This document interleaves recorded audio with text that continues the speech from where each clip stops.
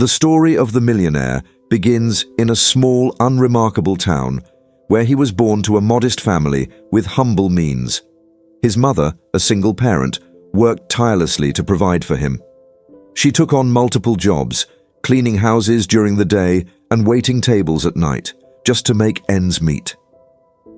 For as long as he could remember, his mother was always working, always tired, but she never complained. She would often come home with sore feet and aching hands, yet she still found time to sit with him, help with his homework, and make sure he went to bed with a full stomach and a sense of safety. They lived in a tiny apartment with thin walls and rattling windows, but to him, it was home. His mother's presence made even the bleakest days brighter. She was his rock, his constant source of love and support, and she always pushed him to dream bigger than their circumstances. One day, you'll make something of yourself, and all of this will just be a memory, she'd say, often while tucking him in at night, her hands smelling faintly of cleaning solutions. Despite her optimism, life was hard and money was always tight. There were days when they barely had enough for groceries, and he would see his mother skip meals just to make sure he was fed. Growing up, he resented their situation. He hated being the kid who couldn't afford new clothes or the latest gadgets that all his friends had. His mother, however, would remind him that life was more than material things. She believed in the value of hard work, humility, and kindness. But for him, the daily struggle only fueled his hunger for something more. He wanted to escape the cycle of poverty, to rise above the limitations that had been placed on him by birth. His ambition was relentless, and even as a young boy, he dreamed of being wealthy, of having the kind of life where he'd never have to worry about money again. As he grew older, this ambition only intensified. In school, he was always the top of his class, not because he was naturally brilliant, but because he worked harder than anyone else. He stayed up late studying, determined to secure scholarships and opportunities that would lead him to a better future. His mother, proud but increasingly exhausted, supported him in every way she could, even though it meant sacrificing her own dreams. She believed that her hard work and sacrifices were paving the way for his success, and in many ways, she was right. After high school, he won a scholarship to a prestigious university where he majored in business. His mother was ecstatic, seeing this as the culmination of all their years of struggle. She even borrowed money to buy him a new suit for his first day of college, something she had never done for herself. At university, he was surrounded by wealth and privilege for the first time, and while it initially intimidated him, it also motivated him. He realized that the world was bigger than he had ever imagined, and there was an entire class of people living in a reality he had only seen on TV. Determined to become one of them, he threw himself into his studies and internships, always with the goal of making money. He networked with the right people, learned the ins and outs of the financial world, and started investing in small ventures with any extra money he could scrape together. His tenacity paid off when just a few years after graduation, he made his first significant investment in a tech startup that exploded in popularity. Suddenly, he found himself with more money than he had ever dreamed of. His success only grew from there. He became a serial entrepreneur, investing in companies, starting new ventures, and quickly amassing a fortune. Each deal he closed, each investment that paid off, added to his wealth and cemented his reputation in the business world. He was no longer the boy from the small apartment. He was a self-made millionaire. His life transformed overnight. He bought a sprawling mansion, luxury cars, and traveled the world. The very things he once envied in others became his new reality. He surrounded himself with high society friends and indulged in the finest things life had to offer. Despite his newfound wealth, something inside him began to change. The humble beginnings that once grounded him started to feel like distant memories. His childhood, the days of scraping by with his mother, was something he preferred not to think about. They represented a version of himself he was eager to leave behind, a past that didn't fit with his new image. His mother, still living in a modest home in the same town they had always been in, was a reminder of where he came from, a reminder he began to resent. Over time, his visits to her became less frequent.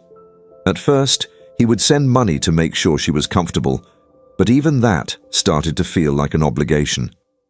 She didn't fit into his new world of business meetings, expensive dinners, and glamorous parties. She was still the same hard-working, humble woman she had always been, and in his eyes, that made her out of place in the life he had built. His mother, noticing the growing distance, would still call him regularly, asking how he was, expressing her pride in his accomplishments. But he started to view these calls as interruptions, nuisances that took him away from his work and the life he was creating for himself. To his mother, he was still her son, the boy she had raised, loved, and sacrificed everything for. But to him, she had become a relic of the past, a chapter of his life that he was eager to move beyond. He didn't need her anymore. He had made it on his own, and as far as he was concerned, his success was his alone. As the years passed, their relationship grew more strained. She would occasionally hint at how much she missed him, how she wished they could spend more time together like they used to. But every time she brought it up, he would grow impatient. He couldn't understand why she didn't just appreciate the money he sent her and be content with that. After all, wasn't that enough? He had given her financial security, something they had both always dreamed of. And yet, she still wanted more from him, more of his time, more of his attention. As time passed, the cracks in the relationship between the millionaire and his mother widened, though they weren't always obvious at first. The bond that had once seemed unbreakable, forged through years of struggle and mutual support, had begun to fray. The love they shared was still there, but it was buried beneath layers of misunderstanding, disappointment, and unspoken resentment. For his mother, the distance between them was confusing and hurtful. She had worked so hard for so many years, always believing that once her son found success, they would finally have a chance to enjoy life together. But instead, it felt as though the more successful he became, the further away he drifted. In the early years of his career, she had been proud, telling anyone who would listen about her son, the rising business star. She would beam with joy when recounting his achievements, framing every magazine article he was mentioned in, even though he often found this embarrassing. She cherished every little piece of his success as though it was her own. But with each milestone he reached, her calls seemed to go unanswered more often. The visits that were once filled with warmth and laughter became rushed and superficial. He would show up for holidays or birthdays, but it was clear that his mind was elsewhere, occupied with business deals or upcoming travel plans. He would check his phone constantly, impatiently waiting for the moment when he could leave. What hurt the most for his mother was not just the physical absence, but the emotional distance that grew between them. She could sense that he was no longer the boy who would come to her with his problems, the young man who confided in her and shared his dreams. She tried to hold on to those moments, desperately hoping for a return to the close relationship they once had. But every time she tried to talk to him about his life, he brushed her off, giving short, vague answers. He seemed irritated by her questions, as if her concern was a burden. At first, she tried to be understanding. She knew he was busy. After all, he was building an empire, and that required his full attention. She didn't want to be the overbearing mother who held him back or made him feel guilty for not being around as much. But as the months turned into years, the distance between them became impossible to ignore. she began to notice subtle changes in his behavior, small but significant shifts that made her feel increasingly unwelcome in his life. He no longer asked about her well-being, never inquired about her life, her health, or her feelings. Conversations became one-sided, with her asking about his latest projects or ventures, only to be met with short replies, or worse, silence. Her attempts to bridge the gap often felt like they were falling on deaf ears. She would suggest having dinner together or visiting him at his new home.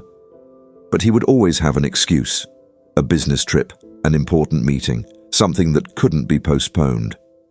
At first, she believed him, convincing herself that it was just a busy season and things would change once he had more time. But deep down, she began to suspect that he was intentionally avoiding her, and that thought filled her with a deep sadness. She didn't understand what she had done to deserve this distance. She had always supported him, sacrificed everything to ensure his success, and yet now it seemed like he was ashamed of her. She wondered if it was because she still lived in their old town, in a modest home, far from the life of luxury he now inhabited.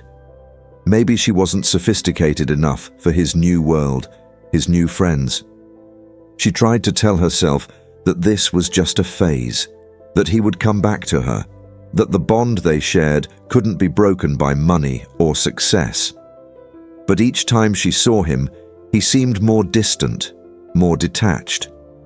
The conversations that used to flow so easily between them were now strained.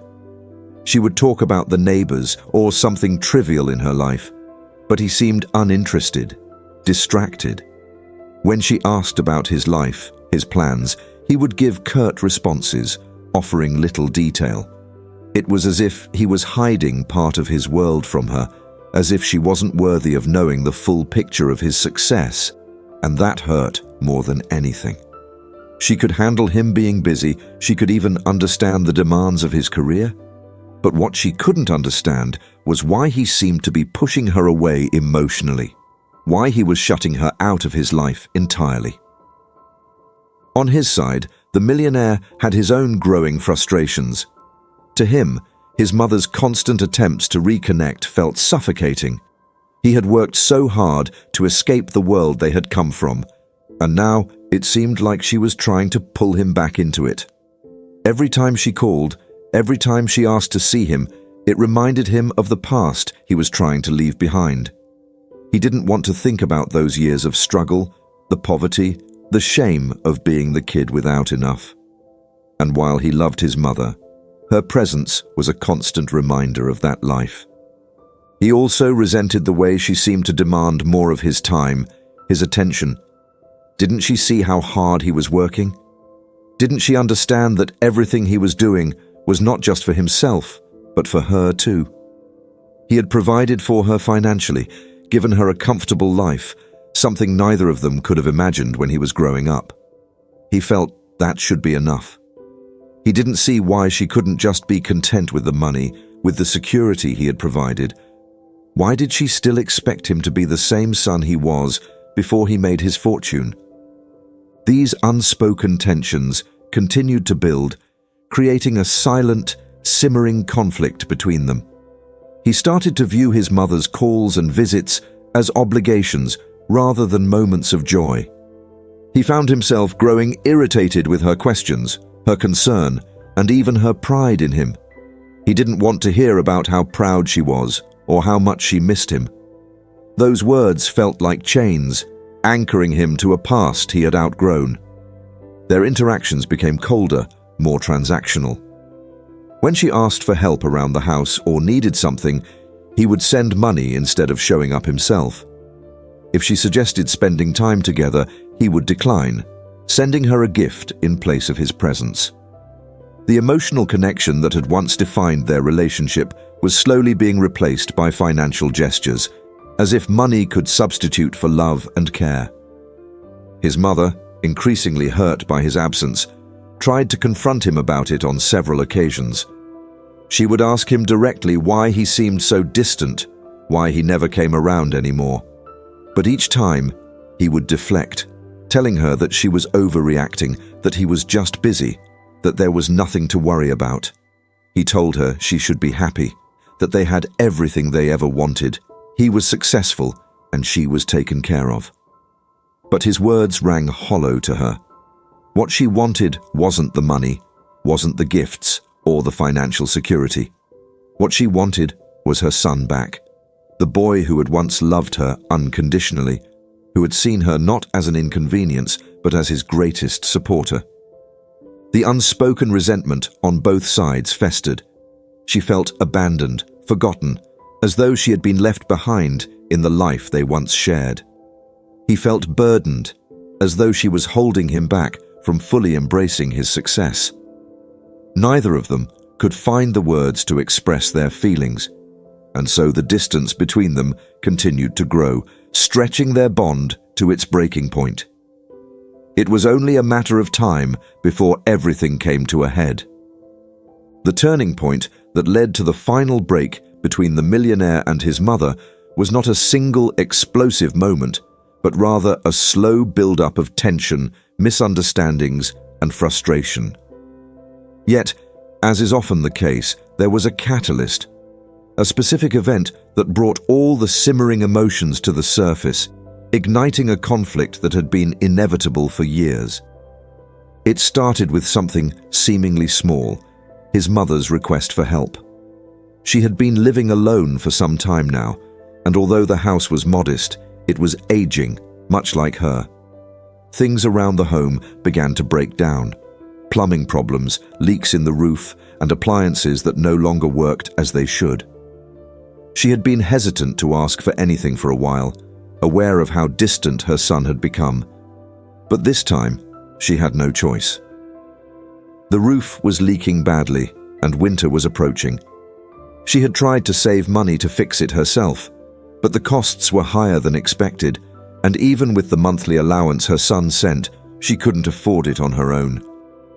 Reluctantly, she called him. She hadn't spoken to him in a few weeks, and she noticed that he no longer called her as he once did. The phone rang for longer than usual before he picked up, his voice clipped and impatient. She hesitated, sensing his frustration, but she had no other option. She explained the situation, telling him about the leaks and the damage to the roof. She wasn't asking for much, just a little help to cover the repairs. To her surprise, her son's response was not what she had expected. Instead of the empathy she had hoped for, he sounded annoyed. He sighed heavily on the other end of the line, clearly displeased with what he perceived as yet another demand on his time and resources. He didn't immediately refuse to help, but his tone conveyed a sense of obligation, as though her request was an inconvenience, something he had to deal with but would rather not. "I'll send someone to take care of it," he said, his words short and dismissive. He didn't ask her how she was doing or offer any reassurances. There was no warmth in his voice, no concern, just a promise to throw money at the problem and move on. His mother, hurt by his coldness, couldn't hold back her frustration any longer. "It's not just the roof, you know," she said, her voice trembling with the emotions she had tried to suppress for so long. "I don't want just money. I want to see you. It's been months. You never come by anymore. You don't even call unless I reach out first. What happened to us? Why don't you care anymore?" There was a long pause on the other end of the line. Her words hung in the air, heavy with the weight of years of unresolved tension. When he finally spoke, his voice was sharper than she had ever heard it before. "Mum, you don't get it, do you? I'm busy. I've got a business to run. I've got people depending on me, and I can't just drop everything every time you need something." "But I'm your mother," she replied softly, her voice barely above a whisper. "I just want to be a part of your life again. I don't care about the money. I care about you." Her words seemed to only irritate him further. To him, it felt like she was guilt-tripping him, trying to make him feel bad for the success he had worked so hard to achieve. In his mind, he had given her everything she could possibly need: financial security, a comfortable life. What more did she want? He didn't understand why she couldn't be content with what he had provided. Her insistence on more, on emotional connection, felt like a demand he couldn't meet. He had moved on, grown beyond the life they once shared, and it seemed like she was clinging to the past, unable or unwilling to accept the changes. "You're being selfish," he snapped, the words coming out before he could stop them. "I've worked my whole life to get where I am, and all you do is make me feel guilty. It's never enough for you, is it?" His mother was stunned into silence. She couldn't believe what she was hearing. She had always thought that her sacrifices, her unwavering support, would be something he valued, something he appreciated. But now, it seemed like he resented her for it. Her heart sank as she realized that the son she had once known, the boy she had raised with so much love and care, was gone. In his place was someone she barely recognized, someone hardened by success, someone who saw her not as his mother, but as a burden. Tears welled up in her eyes, but she refused to let him hear her cry. She had always prided herself on her strength, on never showing weakness, especially in front of him. "I'm sorry if I've made you feel that way," she said quietly, her voice trembling with the effort to hold back her emotions. "But I never asked for your money. I just wanted my son." There was another long pause. For a brief moment, it seemed like her words might have reached him, like he might soften, might apologize, might try to repair the damage that had been done. But instead, he doubled down, his voice cold and unfeeling. "You know what, Mom?" he said. "Maybe you're right. Maybe I don't have time for this anymore. Maybe it's better if we just go our separate ways." His mother's heart shattered. She had never imagined that he could say something so cruel, so final. She had always believed that no matter how distant he became, their bond could never truly be broken. But now, it felt like he was cutting her out of his life entirely. She tried one last time to reach him. "Please," she whispered, her voice barely audible. "Don't do this. I love you." But it was too late. He had already made up his mind. "Enjoy being homeless, Mom," he said, with a harshness that took her breath away. And then, without another word, he hung up. For a moment, she just stood there, holding the phone to her ear, even though the line had gone dead. She couldn't believe what had just happened. It felt surreal, like a nightmare she couldn't wake up from. She had always known there was tension between them, but she had never thought it would come to this. The son she had loved and sacrificed everything for had just turned his back on her completely. In the days that followed, she tried to make sense of what had happened, replaying the conversation over and over in her mind. She wondered where she had gone wrong, what she could have done differently to prevent this. But no matter how hard she tried, she couldn't find an answer. All she knew was that the boy she had raised, the man who had once been her whole world, was gone. Meanwhile, the millionaire felt a strange mix of emotions after the call. At first, he was angry. Angry at her for making him feel guilty, angry at himself for getting so worked up, and angry at the whole situation. He told himself that she had been unreasonable, that he had done everything he could for her, and that she just couldn't see it. But as the days went by, his anger gave way to something else. A nagging feeling of guilt began to creep in, though he pushed it down, refusing to acknowledge it. He was convinced that he had done the right thing, that she had been holding him back, that she would be better off without his constant support. And yet, despite his attempts to justify his actions, he couldn't shake the feeling that something had been lost, something more valuable than all the money and success he had accumulated. He tried to ignore it, burying himself in his work, surrounding himself with people who told him what he wanted to hear. But no matter how hard he tried, there was a hollow feeling inside him that refused to go away. The days following that fateful phone call were some of the hardest his mother had ever faced.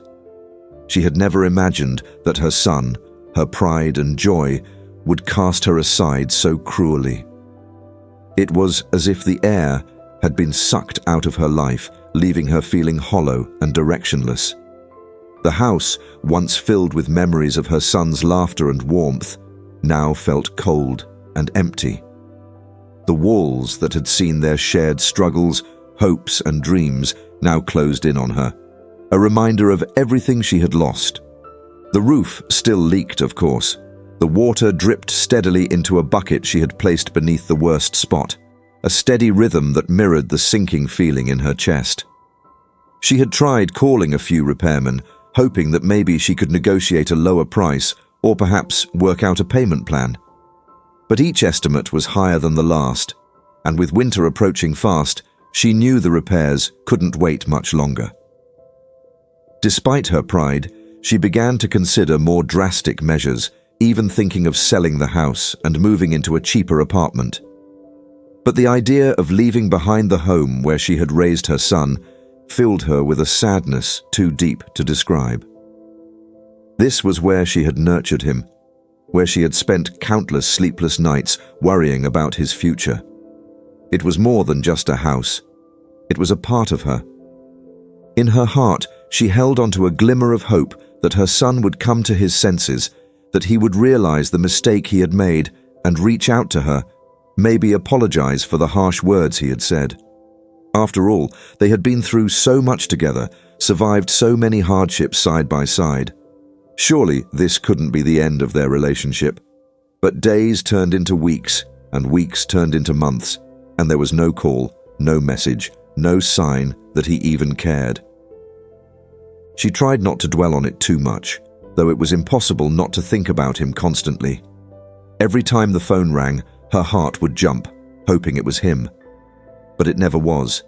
Instead, it was friends or neighbors checking in, or bills piling up, or the incessant telemarketers who filled the silence of her lonely days with empty chatter. She didn't tell anyone what had happened between her and her son. She didn't want their pity, didn't want to admit that the boy she had always boasted about had abandoned her. So she put on a brave face, told people he was just busy with work, traveling the world, and building his business. She maintained the illusion that everything was fine, that her life hadn't been torn apart by his betrayal. But behind closed doors, the loneliness was overwhelming. The house, once filled with his presence, now felt like a tomb. She would sit in the same chair every evening, staring out the window as the sun set, remembering the days when he was young and full of promise, when they would sit together after dinner and talk about the future. She thought of all the sacrifices she had made for him, all the dreams she had put aside so that he could chase his. She had never minded it then. It had seemed worth it. But now, she couldn't help but wonder if she had given up too much of herself, if she had poured all her love into a son who no longer valued her. Meanwhile, her son continued to go about his life, burying himself deeper in his work and his social circles, trying to ignore the gnawing sense of guilt that threatened to creep up on him whenever he thought about his mother. He surrounded himself with people who told him what he wanted to hear, business partners, acquaintances, and friends who were more interested in his money and connections than in the person he was. He attended lavish parties, took luxury vacations, and indulged in the finest things money could buy. Yet, there was always a nagging emptiness beneath it all, a hollow space that no amount of success or wealth could fill. There were moments, late at night, when he was alone in his enormous house, when thoughts of his mother would break through the walls he had built around himself. He would think about her in that old house, the roof leaking, her hands that had grown rough from years of hard work. For a brief second, he would wonder if she was okay, if she had managed to get the roof fixed, if she was angry at him or just heartbroken. But those moments of introspection never lasted long. He would shake off the feeling, convincing himself that it was better this way. She was the one who had clung too tightly, who couldn't understand that he had moved on, that he had a different life now. He had given her everything, money, security, Wasn't that enough? But as much as he tried to rationalize his actions, he couldn't shake the feeling that something was missing. He had always believed that success would fill the void left by his impoverished childhood, that once he had made it, once he had become a millionaire, he would finally be happy, finally be whole. Yet, here he was, with everything he had ever dreamed of, and he still felt empty. Back at the small, dilapidated house, his mother's situation grew more desperate. The leak had gotten worse, and one particularly bad storm had caused water to seep into the walls, creating mold. She couldn't ignore it anymore. She was old, and her health had started to decline.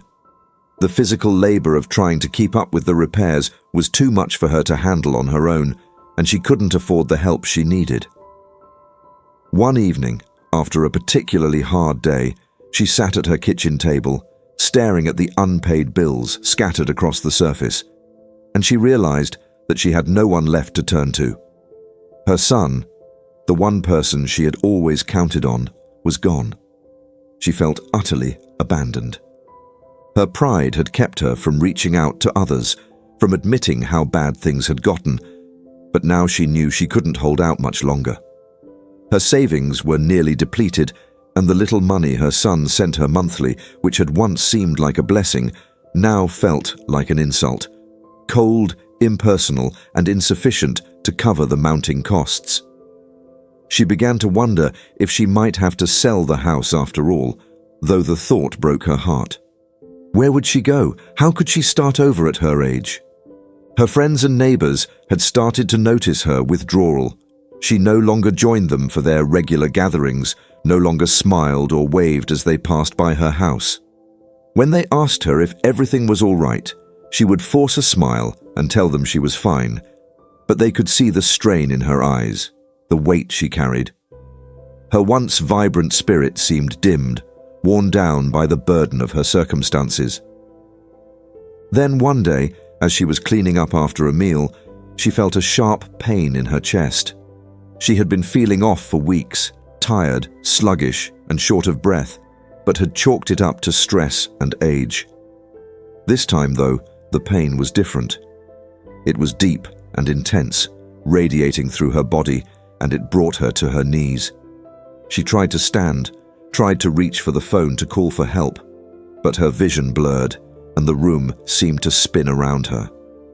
The last thing she remembered before everything went dark was the overwhelming thought that she was alone, truly and utterly alone.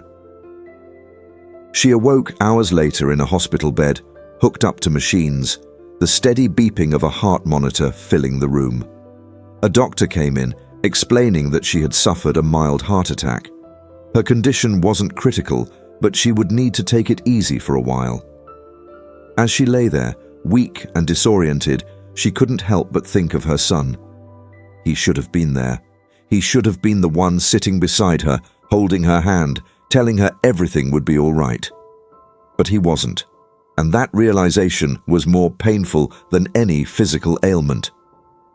Over the next few days in the hospital, she had time to reflect on everything that had happened. She knew that her son had changed, that success had transformed him into someone she barely recognized. But despite everything, she still loved him. She couldn't stop caring about him, no matter how much he had hurt her.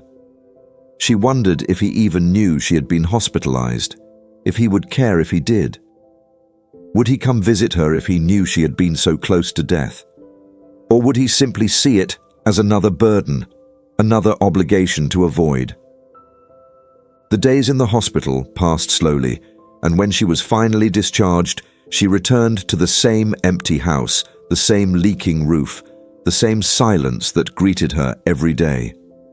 The physical recovery would take time, but the emotional wounds seemed like they might never heal. She knew she had to make some tough decisions soon, knew she couldn't keep living this way, but the thought of moving forward without the son she had devoted her life to felt like an impossible task. And still, no call came from him. No word, no message. Just the growing silence between them. The moment she stepped back into her house after leaving the hospital, she was hit by the unmistakable chill of an empty home. The air felt cold, the kind of cold that seeped into your bones and made you feel the isolation all around. Her movements were slow, her body still weak from the heart attack. She made her way to her usual spot at the kitchen table, but the energy she once had to keep going, to fight, had been drained. The doctors had warned her to take things easy, to avoid stress, but how could she when everything in her life was a reminder of the stress she had been carrying for years? The house was in worse shape than when she had left. The bucket under the leak was full, water had splashed onto the floor, and the air smelled damp and musty. She couldn't help but wonder how long she could keep this up. Her body was failing her now, her strength wasn't what it used to be, and even the simplest tasks were becoming more difficult. It wasn't just the physical labor of maintaining the house, it was the emotional weight of doing it all alone, with no one to help, no one to care. She had once imagined growing old with her son nearby, sharing in his successes, and seeing him build a family of his own. She had dreamed of being a part of that life, of perhaps helping to raise grandchildren, of laughter and visits. But now, that dream seemed further away than ever. The reality of her situation began to hit her hard in the days that followed. She had always prided herself on her independence, on being able to handle things on her own, but the heart attack had shaken her confidence. She couldn't deny it any longer. She needed help. But asking for help was difficult, especially when the one person she had always counted on had turned his back on her. Her friends from the neighborhood would check in occasionally, but she had never wanted to burden them with her problems. They had their own lives, their own families, and she couldn't bring herself to ask them for more than a passing visit or a quick chat. The weight of her isolation bore down on her more heavily with each passing day. She found herself walking through the house, touching the worn furniture, staring at old photographs of her and her son. There were pictures of him as a child, smiling brightly, full of life and promise. In every photo, she could see the love and care she had poured into him, the sacrifices she had made, the hope she had for his future. She would pick up these pictures and trace his face with her finger, feeling an overwhelming sense of loss. Where had that boy gone? When had things gone so wrong?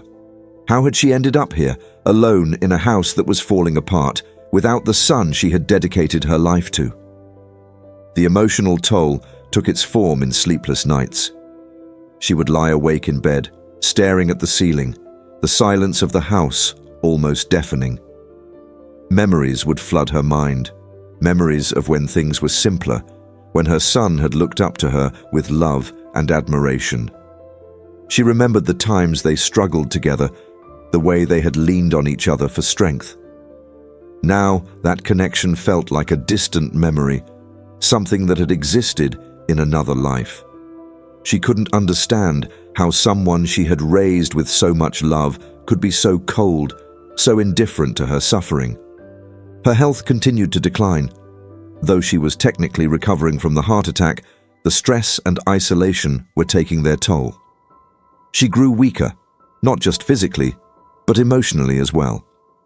The once vibrant woman who had fought through every challenge life threw at her was now a shadow of her former self. The days began to blend together, a repetitive cycle of loneliness and exhaustion. She would spend hours just sitting by the window, staring out at the street, watching the world move on without her.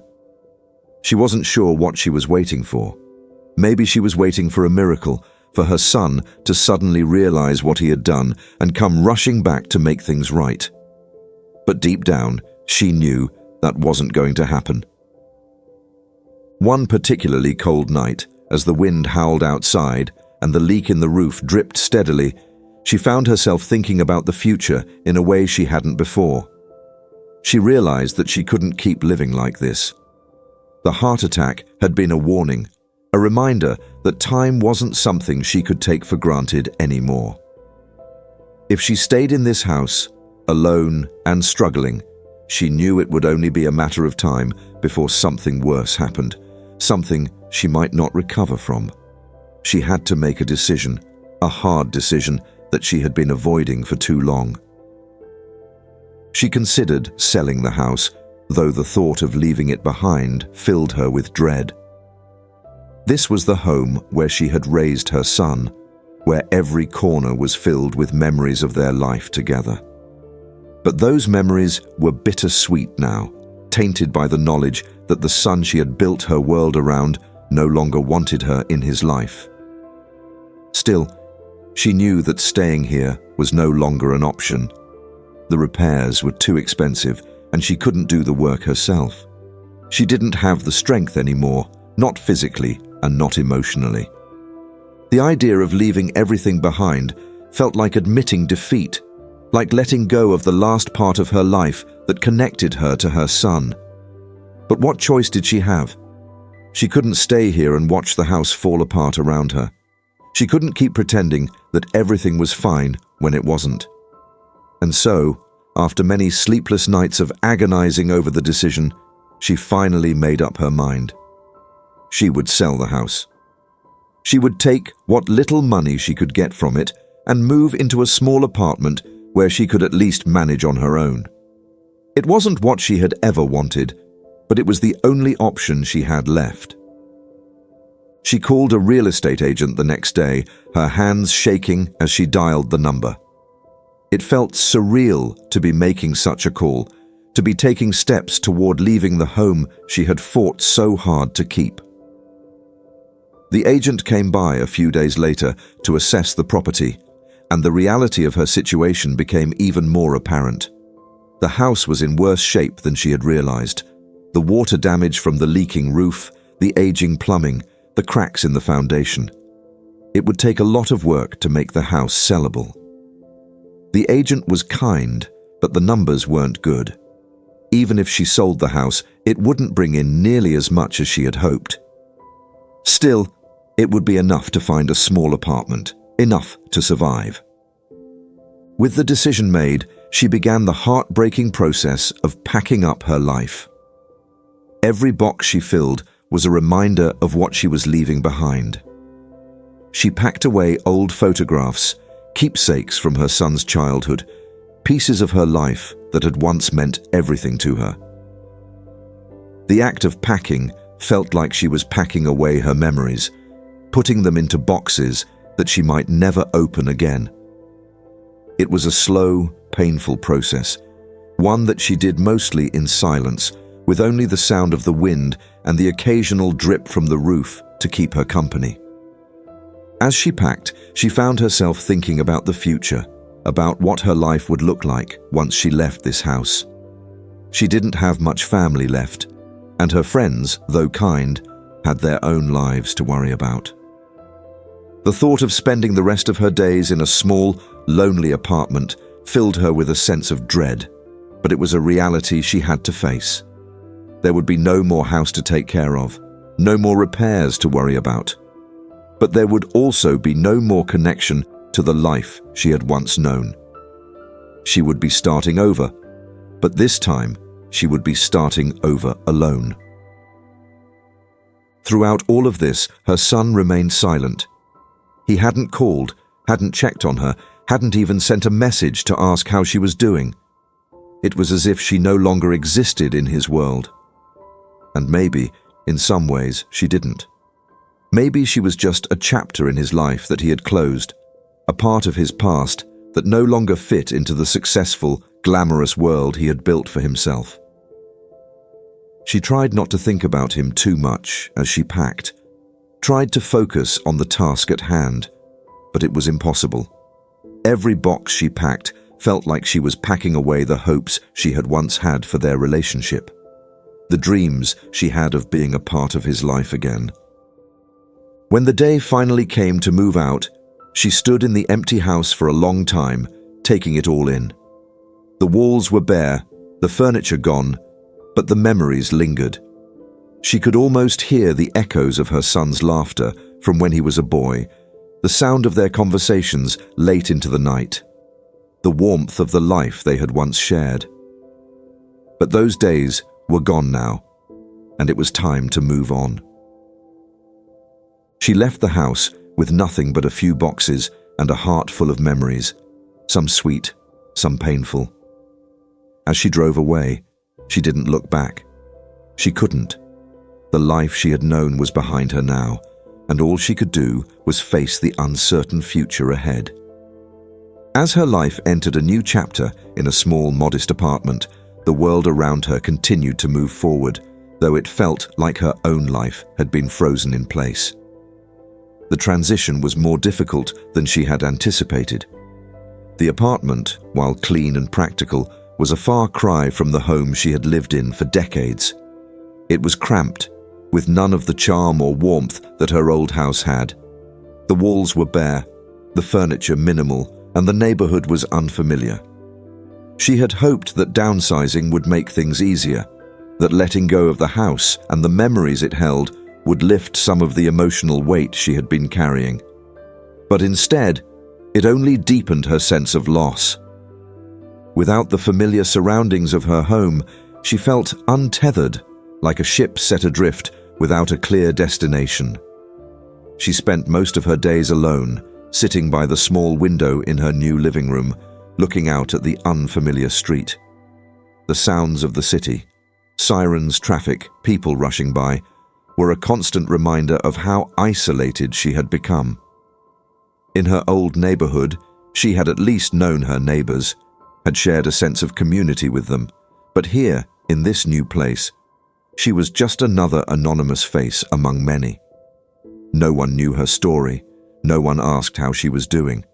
She felt invisible. Her son's silence weighed on her more heavily than ever.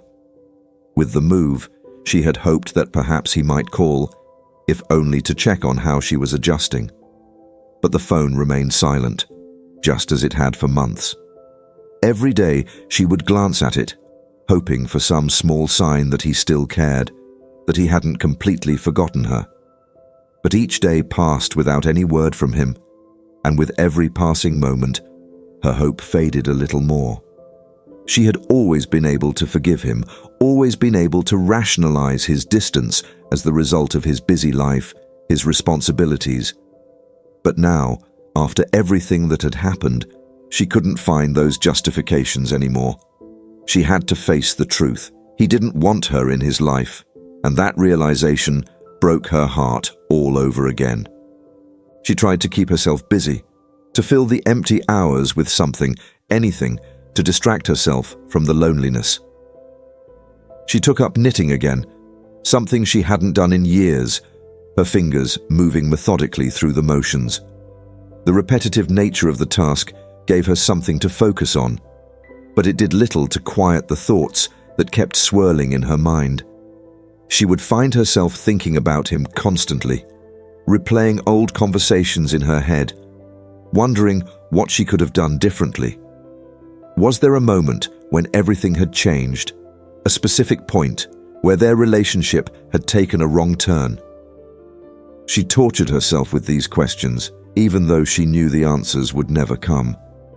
On some days, she would venture out into the neighborhood, taking slow walks around the block just to get out of the apartment. She hoped that maybe the fresh air and the movement would help lift her spirits. But each time she returned, the emptiness of the apartment greeted her like an unwelcome guest. The walls seemed to close in around her, suffocating in their stillness. She missed the sounds of her old house, the creaking of the floorboards, the hum of the refrigerator, the familiar noises that had once made her feel at home. Here, everything was too quiet, too sterile. It was a silence that amplified her loneliness. Her friends from her old neighborhood still called occasionally, but their conversations felt distant now. They asked how she was adjusting, how she was feeling, but she couldn't bring herself to tell them the truth. She didn't want to burden them with her sadness, didn't want them to feel sorry for her. So she told them she was fine, that she was settling in, that everything was going well. But as soon as she hung up the phone, the weight of her loneliness would settle back onto her shoulders like an unbearable burden. One afternoon, she decided to take a trip back to her old neighborhood. She didn't know why. Maybe she was seeking some kind of closure, or maybe she just needed to see the house one last time. The drive felt surreal, like she was retracing the steps of a life that no longer belonged to her. When she arrived, she parked a few houses down, not wanting to get too close, not wanting to be seen. The house looked the same from the outside, but there were small differences. The yard, once meticulously maintained, was overgrown now, the grass tall and unkempt. The windows were closed, the curtains drawn, giving the house an eerie, abandoned feel. She wondered who would live there next, if they would appreciate the history of the place, if they would feel the same warmth she had once felt within those walls. As she sat in the car, staring at the house, she couldn't help but feel the sting of regret. This wasn't how her life was supposed to turn out. She had done everything right, hadn't she? She had raised her son with love, had given him every opportunity, had sacrificed so much for his future. But now it seemed like none of that mattered. He was gone from her life, and all she had left were memories. She wondered if he ever thought about her, if he ever felt even a twinge of guilt for the way things had ended between them. But then she remembered his last words to her, the coldness in his voice when he had told her to enjoy being homeless, and she knew the answer. The drive back to her apartment was even harder than the drive there. She felt drained, emotionally and physically. It was as if seeing the house again had reopened old wounds, wounds that had never really healed in the first place. When she got back, she sat in her car for a long time before finally summoning the strength to go inside. The apartment felt even more empty than usual, and she collapsed onto the couch, exhausted from the weight of it all. Over the next few weeks, she withdrew even further. She stopped answering calls, stopped going for walks, stopped trying to engage with the world around her. It felt pointless. What was the point of trying when she had no one left to care? The loneliness had become a constant presence in her life, something she couldn't escape no matter how hard she tried. It followed her everywhere, from the moment she woke up to the moment she went to sleep. But life, as it always does, continued to move forward even if she didn't. The seasons changed, the days grew shorter, and winter settled in. The cold weather only deepened her isolation as the thought of venturing outside became less appealing with each passing day. She spent most of her time huddled under blankets, watching the world go by through the small window in her living room. She wondered if this was it, if this was how the rest of her life would be, alone, forgotten, waiting for something that would never come. But even in the midst of her darkest days, there was a small part of her that refused to give up. It was a quiet, stubborn part of her, the part that had always kept her going even when things were at their worst. She had survived so much in her life: poverty, hardship, the heartbreak of losing her son. And while the pain of it all felt unbearable at times, she knew that she couldn't let it destroy her completely. She couldn't let her son's abandonment define the rest of her life. So slowly, very slowly, she began to take small steps forward. She started by forcing herself to go outside, even if it was just for a few minutes at a time. She would walk around the block, breathing in the cold winter air, reminding herself that she was still here, that she was still alive. It wasn't much, but it was something. And after a while, she started to feel a little bit stronger. The days were still long and lonely, but they didn't feel quite as unbearable as they once had. One day, while walking through a nearby park, she saw an older woman sitting on a bench, knitting. The sight of her reminded her of her own knitting, something she had put aside for weeks now. She hadn't realized how much she missed the simple act of creating something with her hands. When she got home, she pulled out her knitting needles and a ball of yarn. and for the first time in what felt like forever, she allowed herself to get lost in the rhythm of the stitches. It wasn't a solution to her problems, but it was a small comfort, a way to fill the empty hours. As winter turned to spring, she continued to find small ways to keep going. She started volunteering at a local food bank, something she had never imagined doing before. It gave her a sense of purpose, a reason to get out of the apartment and interact with others, even if only for a few hours a week. The people she met there were kind, and for the first time in a long time, she felt like she was part of something again, like she wasn't completely alone. The loneliness was still there, of course. It would always be there, a quiet presence in the background of her life. But she had learned to live with it, to make peace with it in a way. She couldn't control what her son had done, couldn't change the choices he had made. But she could choose how to move forward, how to live the rest of her life. And even though it wasn't the life she had once envisioned, it was still hers to live. As time passed, the millionaire carried on with his life, but something in him had shifted. Outwardly, everything seemed to be going according to plan. His business was thriving, his investments multiplying, and he was becoming a more prominent figure in his social circles. He was invited to exclusive events, featured in high-profile publications, and enjoyed a level of respect and admiration that he had always dreamed of. To everyone on the outside, he had it all: wealth, power, and the kind of success that most people only fantasized about. But beneath the surface, there was a nagging discomfort, a small but persistent voice that refused to be silenced. In the quiet moments, when he was alone in his lavish home or sitting in the back of a chauffeured car after a long day, he would find his thoughts drifting back to his mother. It wasn't something he welcomed, but no matter how hard he tried to push it away, the memories of her would sneak in. He would remember the way she used to look at him with pride when he was young, the way she had always supported him, even when they had nothing. He would think about how hard she had worked to give him the opportunities he had seized, how she had sacrificed her own happiness for his future. But every time these memories surfaced, they were accompanied by a wave of defensiveness. He had given her everything she could possibly need, hadn't he?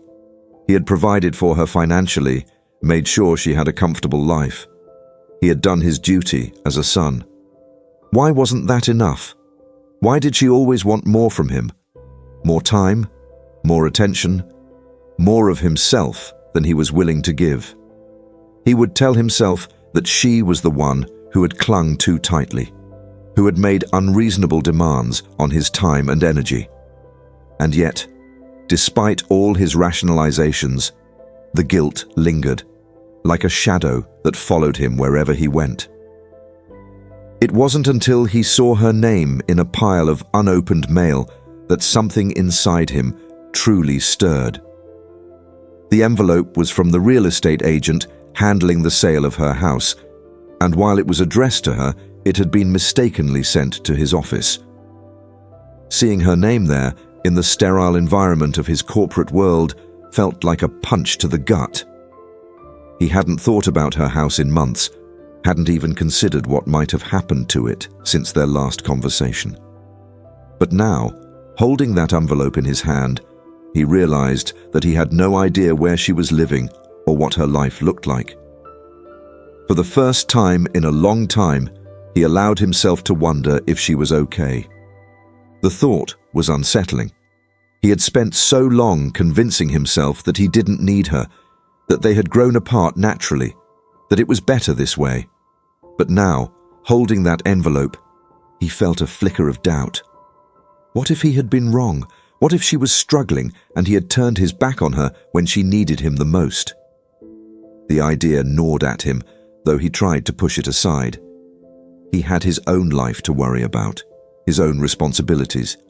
He couldn't afford to dwell on the past. But no matter how busy he kept himself, the questions persisted. What if she was sick? What if something had happened to her?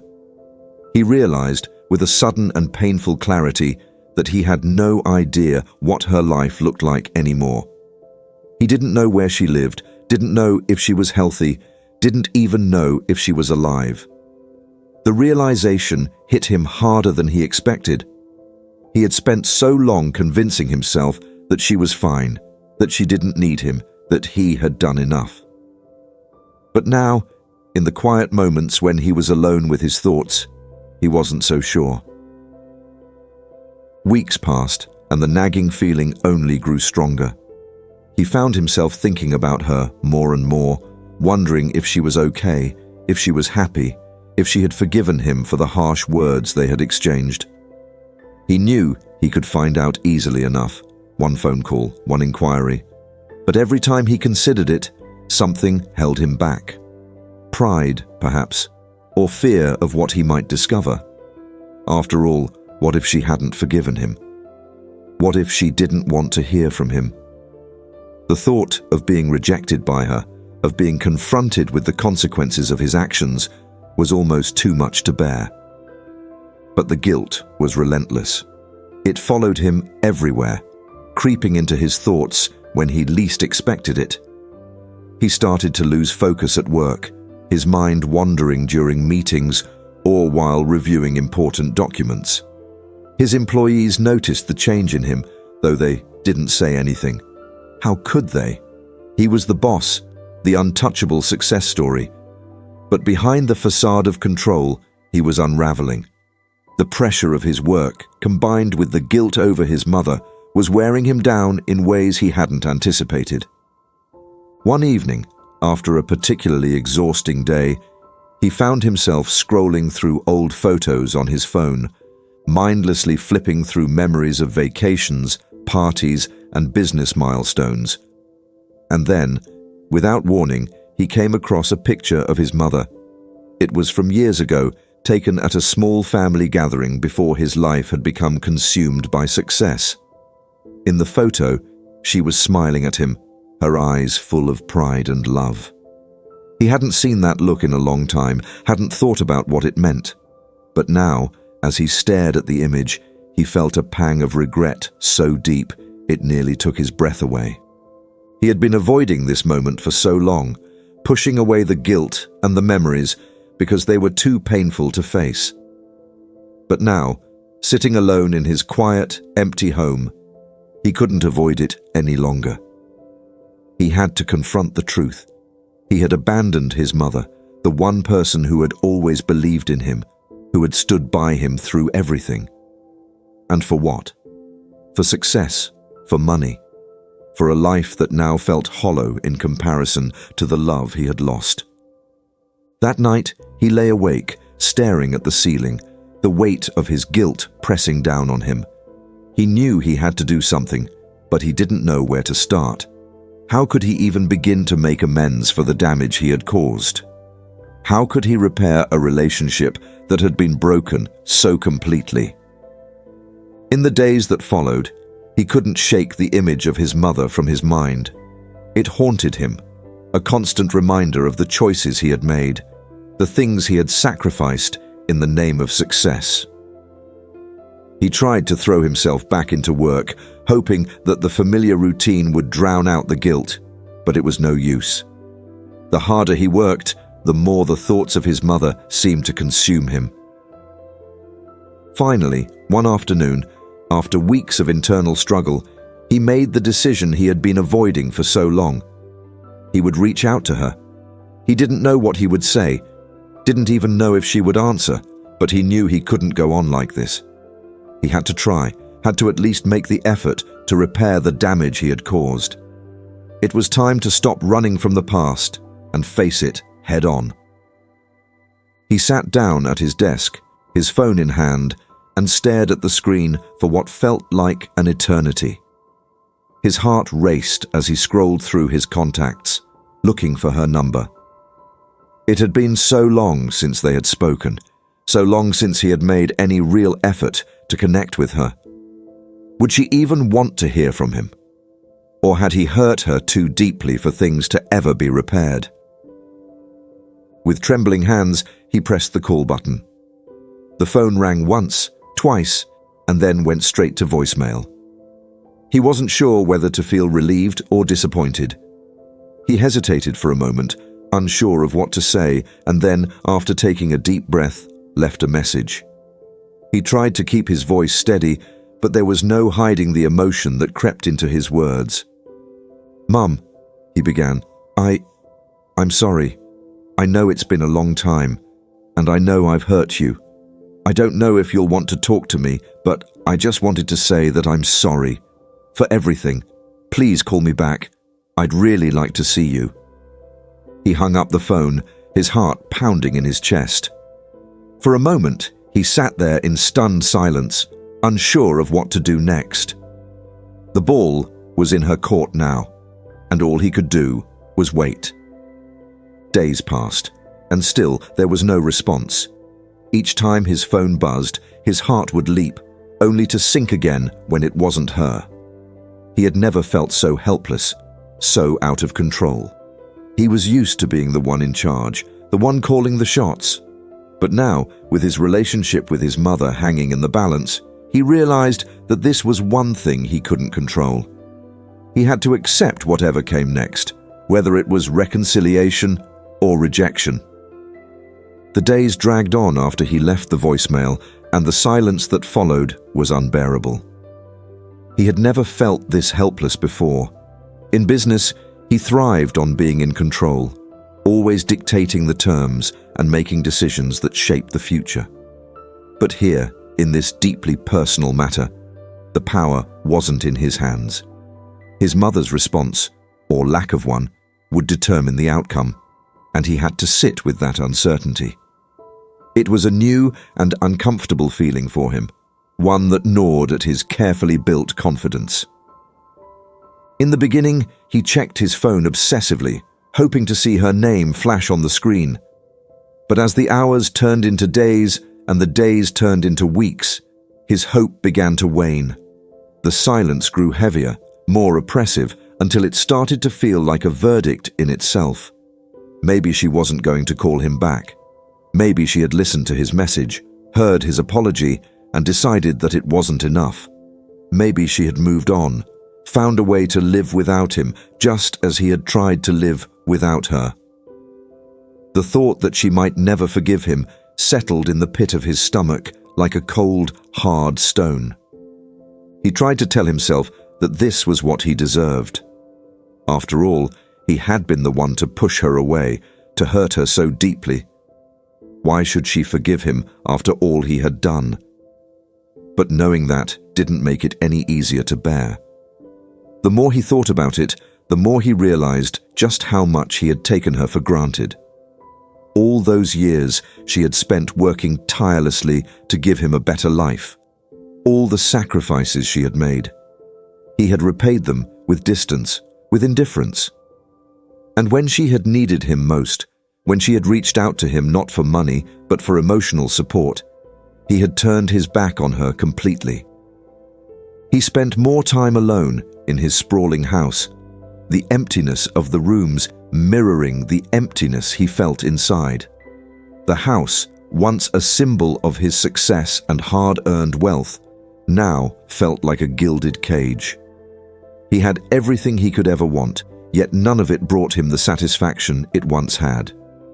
The luxury cars, the designer clothes, the lavish vacations, they all seemed hollow now, meaningless without someone to share them with.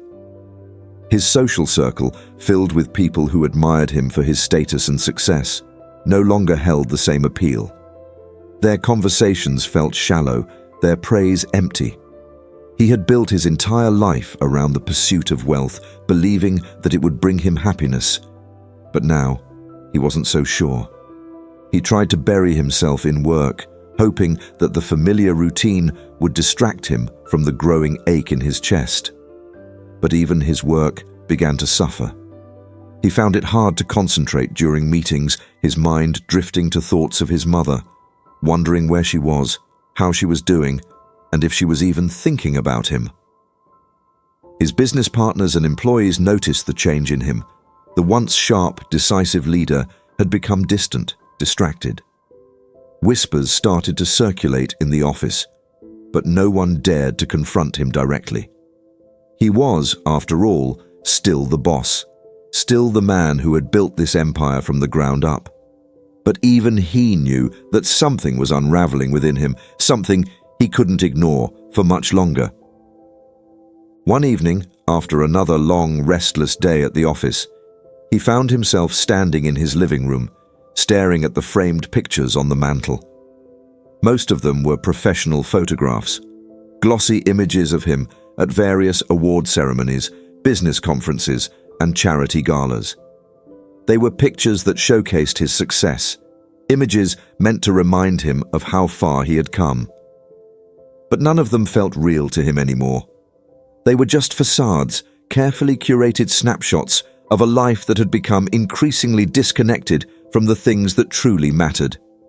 And then, buried behind the other photos, he spotted one that he hadn't noticed in years. It was a small, slightly faded picture of him and his mother, taken long before his rise to wealth and prominence. In the picture, he was a young man, just starting out in his career, and his mother stood beside him, her arm wrapped around his shoulders, beaming with pride. Her face, so full of love and joy, stirred something deep inside him. He picked up the frame and stared at it for a long time, the memories rushing back all at once. Memories of the small apartment they had shared, of the late nights when she would stay up with him, encouraging him to keep studying, to keep working toward his dreams. She had always been his biggest supporter, his rock, the one person who had believed in him even when no one else did. And now, where was she? Alone, abandoned, just as he had left her. Unable to shake the growing sense of guilt and regret, he finally decided that he couldn't wait for her to call him back. He needed to see her, to talk to her face to face. He needed to explain himself, to apologize properly, not through a voicemail, but in person. He knew that there was no guarantee she would forgive him, that she might not even want to see him at all, but he had to try. He couldn't live with himself if he didn't at least make the effort.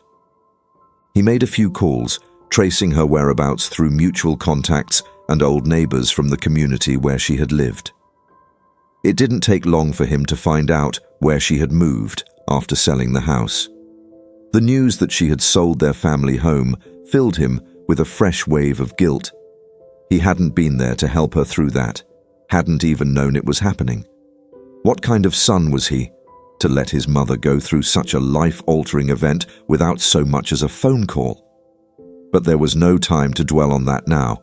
He had to find her.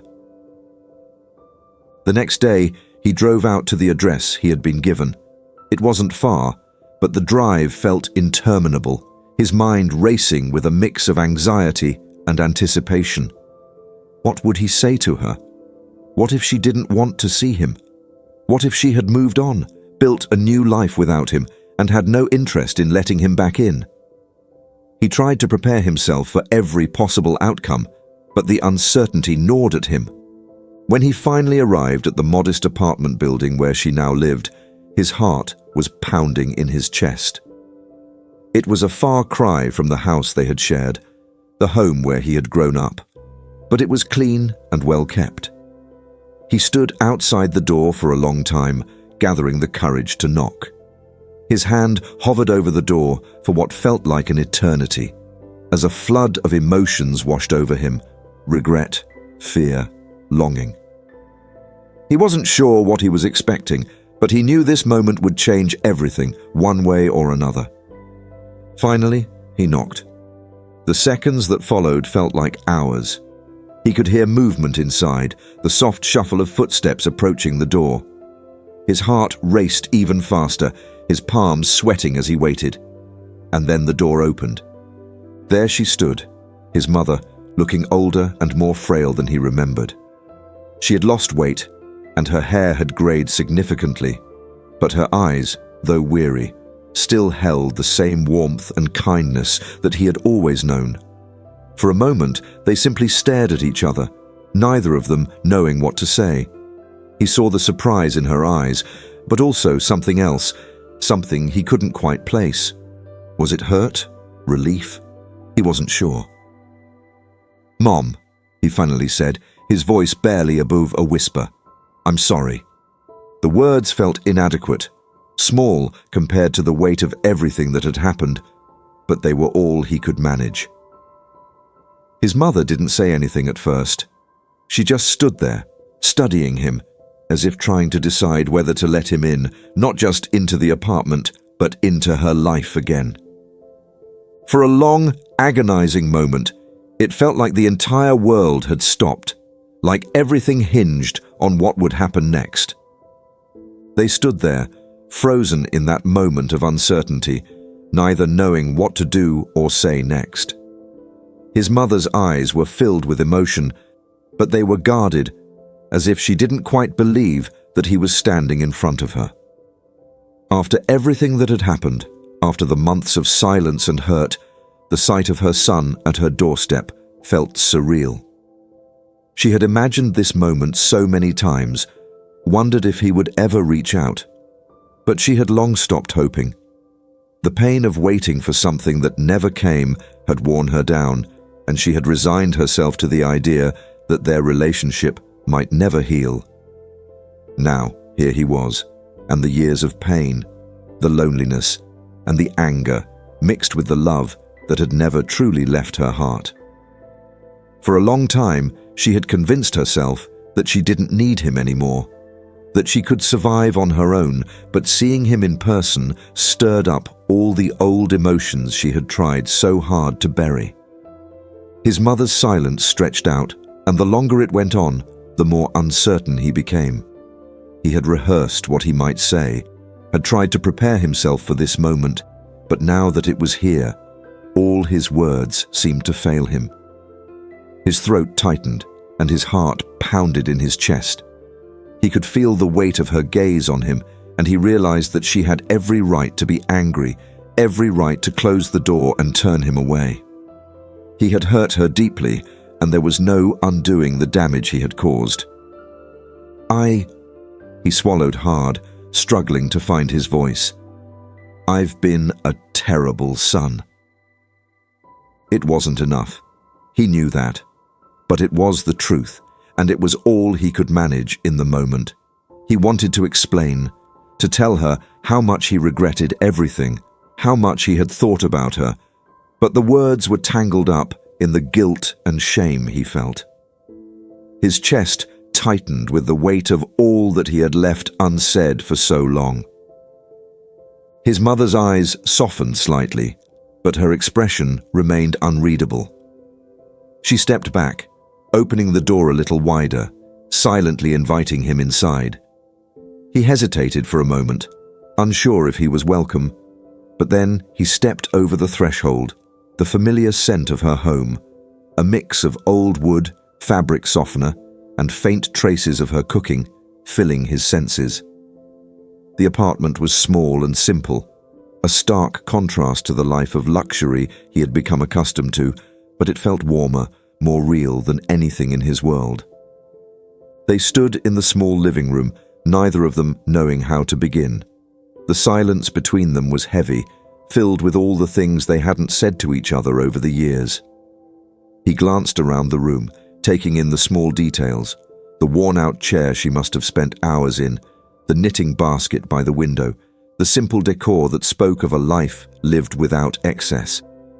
And there, on a side table, was a framed photo of the two of them from years ago. He remembered that day. It had been one of the last times he had visited her before everything started to fall apart between them. She had looked so proud, so happy to have him by her side. Now, standing here, he realized just how much he had taken for granted.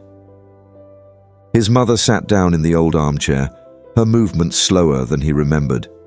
She had aged in a way that caught him off guard, and it hurt to see her like this, so much older and more fragile than the woman he had always known. For a moment, they just sat in silence, the ticking of the clock on the wall the only sound between them. Finally, she spoke, her voice quiet but steady. "Why now?" she asked, her eyes searching his face for answers. "Why after all this time?" The question hung in the air, and he struggled to find the right words. Why now? Why, after so many months of silence, after all the hurt he had caused, was he standing in her living room asking for her forgiveness? He wasn't sure he had a simple answer. The truth was, he had been selfish. He had been so focused on his own success, so caught up in his ambition, that he had pushed aside the one person who had always been there for him. And when she had asked for more than just money, when she had asked for his time, his love, he had turned his back on her. "I've been thinking about you," he said finally, his voice quiet. "A lot. I thought I was doing the right thing, giving you money, making sure you were taken care of. But I realize now that it wasn't enough. I know I hurt you, Mom, and I'm so sorry." His words came out haltingly, but they were sincere. He could see the pain in her eyes, the hurt that had been building for years. She had given him everything, and in return, he had abandoned her. There was no excuse for that. "I thought I didn't need you," he admitted, his voice breaking slightly. "I thought I could make it on my own, that I didn't need anyone. But I was wrong. I was so wrong." His mother sat there, her expression softening as she listened to him. She could hear the regret in his voice, see the guilt in his ease, and part of her wanted to reach out and hold him, to tell him that it was okay, that she forgave him. But another part of her, the part that had spent countless nights alone, waiting for a call that never came, wondering if her son even cared, held back. "I missed you," she said, her voice trembling with emotion. "I waited for so long, hoping you'd come back, but you never did." Her words cut through him like a knife. He had known, on some level, that he was hurting her by staying away, but hearing her say it out loud made the guilt feel unbearable. He wanted to fix it, to make it right, but he knew that no amount of apologies could erase the years of distance between them. "I know I can't undo what I've done," he said, his voice barely above a whisper. "But I want to make things right. If you'll let me." His mother looked at him for a long time, her eyes searching his face for the sincerity she so desperately needed to see. She had spent so many years hoping for this moment, but now that it was here, it felt almost too fragile, too unreal. Could she trust him again? Could she open herself up to the possibility of reconciliation, knowing that he had hurt her so deeply before? "I don't know if things can ever go back to the way they were," she said quietly, "but I'm willing to try." The relief that washed over him was almost overwhelming. He hadn't expected forgiveness, hadn't expected her to welcome him back with open arms, but the fact that she was willing to try meant more to him than anything. He nodded, his throat tight with emotion. "Thank you," he whispered, his voice breaking. "I don't deserve it, but thank you." His mother didn't say anything in response. She simply nodded, the years of pain and hurt still evident in her eyes, but beneath it all, there was a glimmer of hope. It was small, fragile, but it was there. And for the first time, in what felt like forever, they sat together in silence. Not the strained, awkward silence of strangers, but the quiet, tentative silence of two people who were trying to find their way back to each other. As they sat there, the weight of their shared history between them, something shifted. It wasn't a grand reconciliation, not yet. But it was a beginning, and that was enough. The days that followed their first meeting were slow and tentative. Both mother and son seemed to be navigating the fragile ground of a relationship that had once been so strong, but had since been broken by years of distance and hurt. They had shared a few words, opened a door that had been closed for far too long, but rebuilding a connection would take more than just an apology. It required time, patience, and a willingness to heal old wounds. He began visiting her more regularly. though each visit was still marked by an underlying tension. He would show up at her apartment, unsure of what to expect, always feeling a bit nervous as he knocked on her door. She would let him in, her expression soft but guarded, and they would sit together in the living room, making small talk that was often stilted and awkward. They spoke about unimportant things at first: the weather, the local news, stories from his business world. She asked him about his work, and though he could see she was trying to understand his world, he could also sense that there was still a distance between them, a lingering wall that hadn't yet come down. Their conversations were polite but careful, as if neither one of them wanted to push too hard, too soon. He could tell that she was still unsure, still testing the waters of this newfound reconciliation. For his part, he was filled with guilt and regret every time he saw the lines on her face, the grey in her hair. He wondered how much of that had been caused by him, by the years he had stayed away, by the pain he had caused with his neglect. It was hard to look at her sometimes, knowing that he had contributed to the sadness in her eyes, but he kept coming back, determined to rebuild what he had broken. One afternoon, after several weeks of these cautious visits, she finally brought up the past. It was a quiet day, the sky outside grey and overcast, and they were sitting in her living room, sipping tea. The room was filled with the sound of the ticking clock on the wall, and for a long time, neither of them spoke. He was about to ask her how she had been sleeping when she broke the silence with a question that caught him off guard. "Do you ever wonder?" she asked softly, her gaze fixed on the teacup in her hands. "What things would be like if you hadn't left?" He felt his stomach drop at her words, the weight of the question settling over him like a heavy blanket. Of course he had wondered. He had thought about it almost every day since he had come back into her life. What things might have been like if he had stayed closer, if he had kept her in his life instead of pushing her away. But hearing her ask the question out loud made it even more painful, because now he had to confront the reality of what he had done. "Yeah," he said quietly, staring down at his own cup.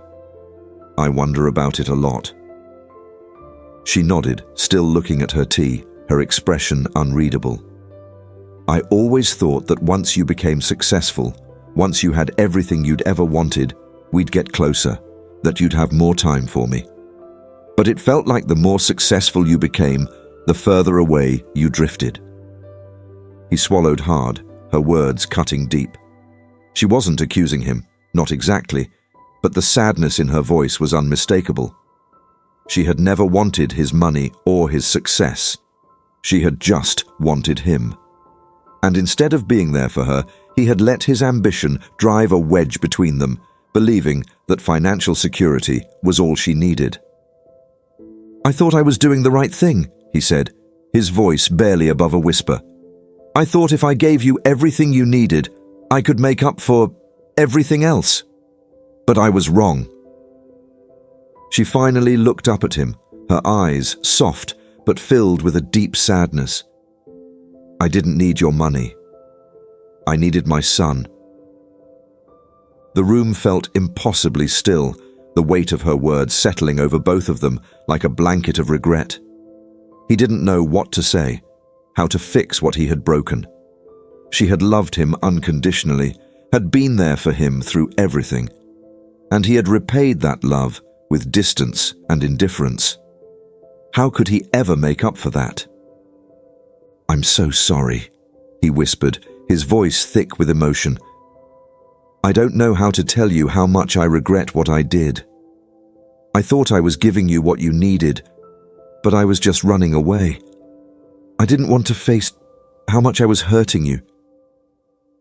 For a long moment, she said nothing, and he was terrified that he had said the wrong thing, that he had reopened wounds that were too deep to heal. But then she set her teacup down on the table and reached out, taking his hand in hers.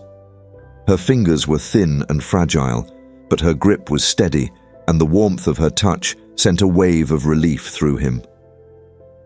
"I know you're sorry," she said softly, "and I believe you. But I don't want us to live in the past anymore. We've both made mistakes, and I don't want to dwell on them. I just want to move forward." He looked at her, his heart swelling with gratitude. She was offering him a chance, a way forward, and he knew he didn't deserve it. But he was going to take it, and this time he wouldn't let her down. "I want that too," he said, his voice steady. "I want us to move forward. I don't know how long it'll take, but I'm not going anywhere this time. I promise." She smiled at him then, a small but genuine smile, and for the first time in a long time, he felt a flicker of hope. They weren't fixed yet, but they were on their way. And that was more than he could have hoped for. In the weeks that followed, their visits became more frequent, more comfortable. They stopped dancing around the past and instead started talking about the present, about her life in the apartment, about his work, about the small everyday things that had once seemed insignificant, but now felt precious. He began to realize how much he had missed out on by staying away, how much of her life he had missed while he was focused on his own success. He regretted that deeply, but he also knew that regret wouldn't help them move forward. What mattered now was the time they had left, and he was determined to make the most of it. One day, after several months of rebuilding their relationship, he asked her if she would like to move into a new house, one that he would buy for her, one where they could be closer and where she wouldn't have to worry about money or repairs. He was prepared for her to say no, to tell him that she didn't want anything more from him than his time, but to his surprise, she smiled and said, "I think I'd like that." They spent weeks searching for the right house, something simple and comfortable, not too far from his own place, so they could visit each other easily. It wasn't about the money, not this time. It was about building something together, creating a new chapter in their relationship that wasn't defined by the mistakes of the past. And when they finally found the right house, a cozy little place with a garden in the back where she could plant flowers, he knew that they were both ready for this new beginning. Moving her into the house was a quiet affair, but it felt momentous all the same. As they unpacked boxes and arranged furniture, there was a sense of peace between them, an understanding that they were rebuilding not just a home, but a relationship. It wasn't perfect, and it would take time to fully heal the wounds of the past, but they were doing it together. He visited her often, sometimes bringing groceries or helping with small tasks around the house, but mostly just sitting with her, talking and listening, reconnecting in a way he hadn't thought possible. They laughed together, shared stories from their lives, and slowly, the distance between them began to fade. He saw her not just as his mother, but as a person, someone who had lived a life full of sacrifices and love, someone who had been hurt but was willing to forgive. For the first time in years, he felt like he was truly part of a family again. And this time, he knew he wouldn't take that for granted. As they sat together in her new home, the afternoon sunlight streaming through the windows, he realized that he didn't need to prove anything to anyone anymore. He had found what really mattered, and it was sitting right beside him.